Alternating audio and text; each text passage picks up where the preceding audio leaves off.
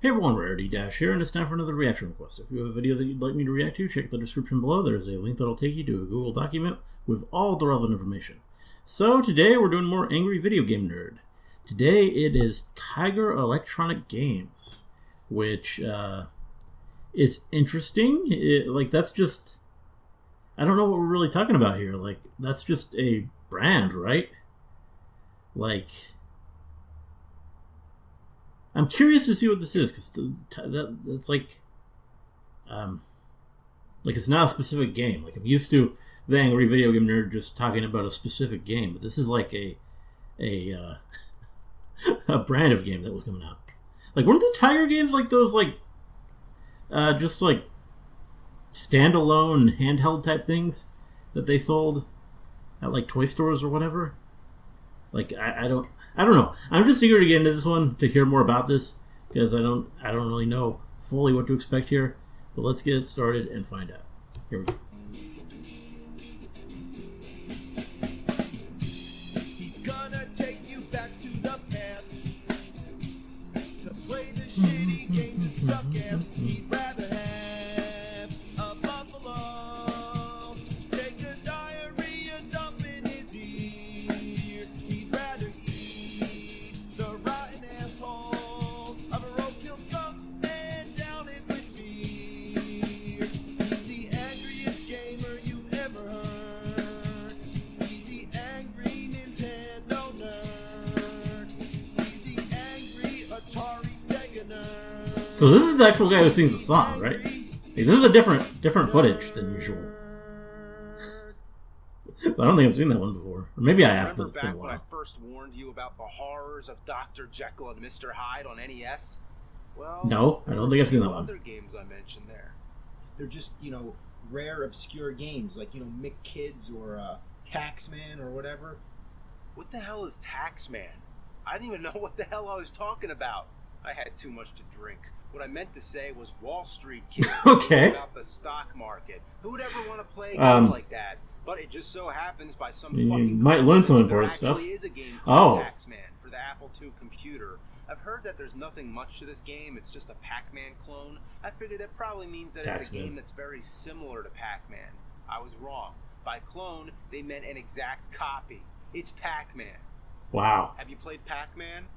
Then you play Taxman without even knowing it. That's not what I'm here to talk about. I'm here to talk about something that I've feared since the beginning. Those little Tiger, electronic wrist games, those are better than Dr. Jekyll, Mr. Hyde. Have we gotten to that point now? Is it time to scrape the bottom of the toilet bowl of the whole video game industry? Yeah, it's time to talk about Tiger games. Okay, Since the yeah. advent of video games, the idea of portable games was a novel concept, like the Nintendo Game & Watch series. Everybody liked the idea of being able to bring a game with you wherever you go. There were many examples, but none so common as the Tiger handheld games. Yeah, I never had one of The these. most primitive technology possible. Yeah. The graphics, if you could even call them graphics, work like this. The background is a fixed image that's printed onto the console. In front of that is a clear screen, kind of like an animation cell, with a bunch of static images that represent all the characters. Yeah, this looks like the kind of nonsense When the game I used to watch these images Ashton's light up review. individually to simulate the illusion of movement. It's sort of like a calculator or a digital watch. Yeah, definitely calculator vibes. I can't think of a more crude way to make a video game. Of course, you don't need technology to make a good game, but these were all ungodly. But that didn't stop these games from flooding the market. They were everywhere, and everybody bought them. Everybody I knew had at least one of these things. On the school bus, people were playing them. At lunchtime, everybody was swapping them around and playing each other's games. It was like chicken pox. We all got it. It was the cheapest option for a handheld game. You could find them at any store. They were convenient for birthday presents, and each one was its own individual game. You didn't need to get any other game cartridges to play on them. And all you needed was 2 AA batteries. The Game Boy, on the other hand, was more expensive, needed 4 AA batteries, and you'd still need to buy games for it. Yeah. Tiger was like the poverty. Still, I had a Game For Boy. a lot of us, it was either this or nothing. And nobody minded. These things brainwashed us. They had colorful artwork that looked way better than... And they got the branding, so that's one thing. Screen. It somehow like gave Disney, you the impression that you were holding an arcade machine in your hands. Marvel. The commercials made them look awesome, but really, they were garbage. These games were so mass-produced. Oh wow, that's a lot like of them. A swarm of mosquitoes sucking our blood, and we all got bit. The most shameless part of it is that these games tried to be more than what they were. With this kind of technology, they could have stuck to solitaire or video poker, but no, they took it all the way and adapted action-adventure games. They took Konami games, Capcom games, Sega games like Altered Beast, Shinobi, and Sonic the Hedgehog. Any video game franchise ended up butchered on one of these things. Any licensed product, movies, TV shows, this time got its claws. I'm honestly surprised there's so Flintstones? God, wow. When you adapt a well-known game, everybody knows what the real game is supposed to be like. You have something to compare it to. The difference is night and day. Yeah. The idea of playing Mega Man 2 on the go? Why not? Mega Man using a gun instead of his arm cannon? Sure. Yeah, that's kind of... looked at the atrocious cover to the original Mega Man and thought, okay, he's got a gun. Put him in the game. And how about running out of ammo? Have you ever wanted to play a Mega Man game where you can run out of ammo? Well, no. This is it. Street Fighter 2. That's gotta be great. Really? First you have the arcade, then you have the home console versions, then you have the Game Boy version, and then at the very bottom you have the Tiger version. The only thing less than that would be using your imagination or playing the board game. But okay. That was better. How about the TV shows? Didn't like know there was board games. Listen to that. Oh wow, dinosaurs. That was the thing. I'm the baby, gotta love me. Remember that shit? How about Full Vaguely. House? Oh wow. Right. Full House, the Tiger game. I play as Michelle, I think, going around slapping high fives while fighting against inanimate objects. Apparently, something in the Tanner household came alive and is trying to kill you. I don't remember that episode. Personally, I prefer the Super Nintendo version of Full House Tournament Fighter. Oh. That was a thing? For games that are so basic, you'd think they'd be easy to pick up and play. But many of them, I can't even figure out what you're supposed to do. I just mash buttons and wait for something to happen.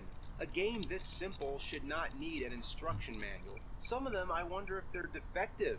In the bowling game, I haven't even been able to hit one pin. The ball goes straight for the pins, then it disappears. Well, that's great. What is happening? The controls, a lot of times, are counterintuitive. Anybody who's played a video game knows that the D-pad controls your movement and the buttons perform actions. With Tiger games, anything goes. In Castlevania 2, the whip is up or down on the D-pad. Okay. The buttons on the right are jump up, jump right, and the sword, which is actually a throwing dagger, by the way. Yeah. Chip and Dale's Rescue Rangers had jump and pick on the left, and on the right, to move, it's just one big button that says forward. Every one of these games had some kind of quirky control when they should have just emulated what's on an NES controller. Yeah. In these games, the controls barely work at all because they're so fragile and don't age well. Another thing I hate about them is that they're hard to record. It's almost impossible to on the screen without careful lighting, and the glare makes it even worse. So there's nothing good about these games. In 1989, it was a while before we got good backlights. It revolutionized portable. Like even the Game Boy was not very were black and white, well lit. Backlight and the screen was still hard to see, but the games were like real games. And even the original Game Boy Advance. You'd think this would be the Tiger Killer, but no. Other game companies like Konami released a lot of their own games on handheld devices like this, but most of them died out when Game Boy became popular. Tiger, on the other hand, continued well into the 90s. Really? In fact, I remember these things being more common in the 90s than ever. They were pouring obsolete games into stores, and we were still buying them. They wouldn't die off. They were like cockroaches. By giving people a cheap alternative, they managed to coexist with the Game Boy. Yeah, this Tiger sure rose up to the challenge of its rivals. Had the guts, got the glory, went the distance, now it's not gonna stop. It's literally a survivor. Okay, gotta throw in all those references. Did you say he's a human hero? There's a difference between something that's old school and something that's outdated. Old school is like Atari 2600. The games are primitive, but they're still fun to play. You can always go back to them. Outdated is something you never want to go back to. Tiger games are so outdated. They were never indated. Yeah, that's what I'm saying. Were they ever good? If they How were did an they experiment in the 70s and they only made a few of them, then I could accept that. Yeah, because there are some like really old game consoles like that. For all that they're worth. You thought LJN was the grand champion, the almighty shitty game factory? Tiger put LJN to shame. Yeah, LJN laid down turd after turd after turd, but Tiger was like a machine gun ass, shitting out turd. These are the worst games I ever had the honor of playing, if you even count them as video games. People have discussions like, are video games art? Or something like that. Why the better one? Are Tiger games video games? These are man's version of video games. These were a setback in human evolution. These are the most desperate attempt at entertainment. You could save up for a Game Boy, or just go, yeah, well, just what the hell? These things, how did they waste so much plastic to make these things? It brought the game industry down as low as it could go. It's proof that Jesus died in vain and legally changed his middle name to fucking. The only thing I can think of to use these things for is to wipe your ass with it. I don't know if they'd be good for that. Paper. It's worth a whole lot more. I'm not done, am I? Oh no. Are you? Okay, no, we got 8 more minutes. It's like I thought he was wrapping up. The wrist games. Okay. Ugh. Oh God.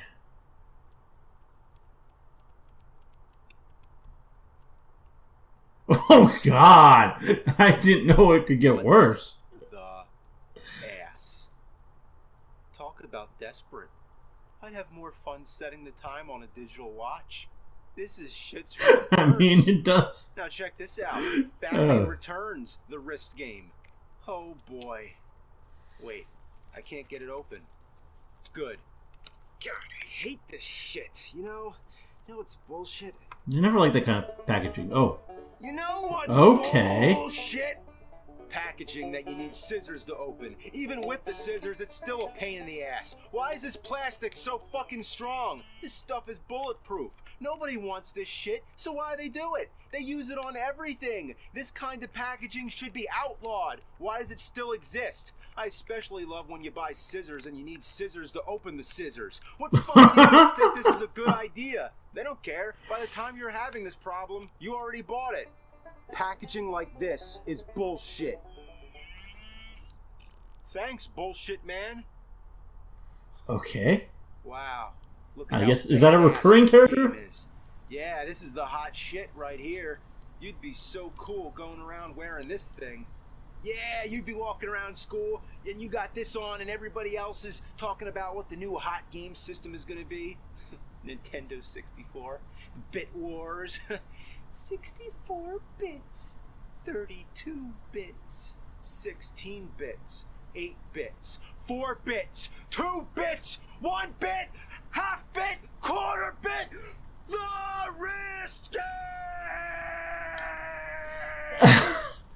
You thought that was it for Tiger, huh? Handheld games, wrist games, Tiger, Pokemon, walkie-talkies. Okay. Yeah, that's not enough?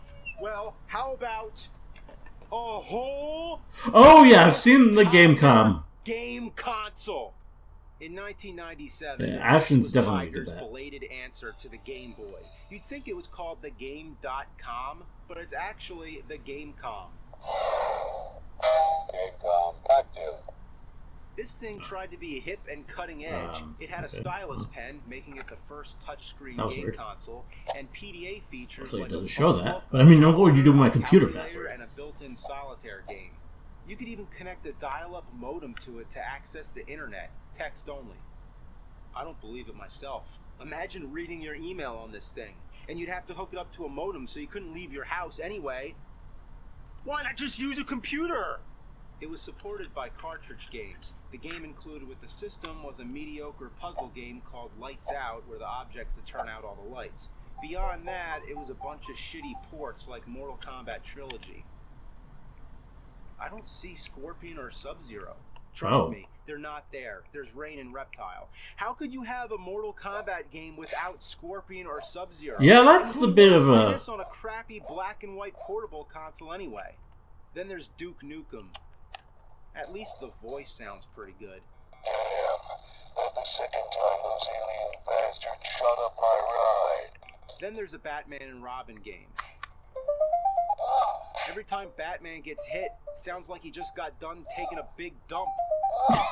Oh, God. Then there's the Lost World Jurassic Park.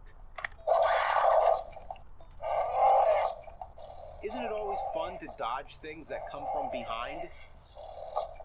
Then there's Resident Evil 2. The same thing happens to me when I tried to play the real Resident Evil 2. You get about 3 seconds to figure out the control, and a zombie latches itself onto you and kills you. Great. Why do they have to start you right next to the zombie? Can't I get a chance? Turning yourself around is like waiting for a minute hand on a clock. Wow. Finally, Yeah. I got him. So, that's the Gamecom. Needless to say, it flopped, especially with Nintendo dominating the portable gaming market. So hey, why not just follow whatever Nintendo's doing? That mentality is what brought us what I think so far is the worst video game console I have ever played. The R-Zone. This is Okay. basically a shitty version of the Virtual Boy. Yes, Oh. I said that. As if the Virtual Boy is shitty enough. Just look at it. I don't remember the Where did this R-Zone. thing come from? Here's how it works. You take the game cartridge, you slide it into the system, then the screen lights up. Then you strap the thing on your head. And that's one thing I have to give it credit for, is that they actually thought to have a head strap. Anyway, the image gets projected right here. There's supposed to be a piece of reflective plastic. It's missing, but you can use almost anything. So you put it there, and then it projects the game right there. And keep in mind, this is portable, so you'd be going around public like, hey guys, how you doing? I'm just playing a game here. Just when you thought the most sorry, pathetic excuse for a video game was the Tiger wrist games, oh no, imagine playing one of these up close to your eye in red and black. Yeah, that's a Lord. headache in the Thought I was making. kidding, but it's true. This actually happened. Unlike the Virtual Boy, which causes eye strain and headaches within minutes, this thing does it immediately. Having it over one eye meant you had to go cross-eyed to look at it, or cover the other eye. By the way, the game itself sucks just as much as the other. Yeah, I can tell. I can tell. Thought you could turn around? Yeah, right. I love how the advertisements always show a kid playing it. Look at his expression. He's horrified. And in the commercial, the kid's screaming in agony. You better not blink. Indy 500 roars into the R-Zone. Was this thing intended as a torture device? I mean, it probably works What with made one. them think this was a good idea? They did it because Nintendo did it. It couldn't have been a coincidence. Both systems came out in '95. Tiger saw Of course. what Nintendo was doing and thought, that's the new hot ticket. See? Red and black video games that you play close to your eye. If it was blue and black, I'm sure it would have been the same thing. The original idea of the Virtual Boy, so I thought, was to emulate virtual reality to make you feel like you're really there. Well, the R-Zone got as far away from that idea as possible. It's so far removed from common sense that it's baffling. What were they thinking with this shitload of fuck? I know what I'm thinking. I It's might pretty carve a ridiculous. giraffe out of wood and decorate Oh, I mean, it with Christmas so is the lights and Virtual put it Boy. up in an albatross nest. Did you expect Okay. me to say that? Probably No. not. Neither would you expect this crazy idea of a video game. Case closed. It sucks. Wow. And I guess I wonder. Was that the end of the story for Tiger?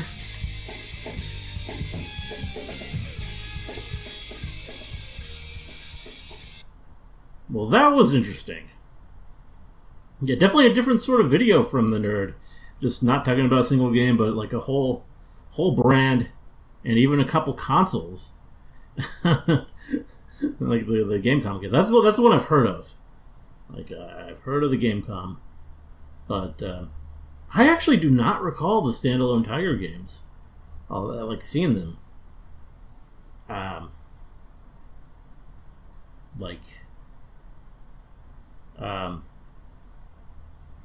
Yeah, I have no memory of that. I'm sure they were around, but I don't remember it. And I had a Game Boy pretty quickly, I guess. So I never got one. But yeah, definitely some interesting stuff there. And that last thing, that just is kind of ridiculous.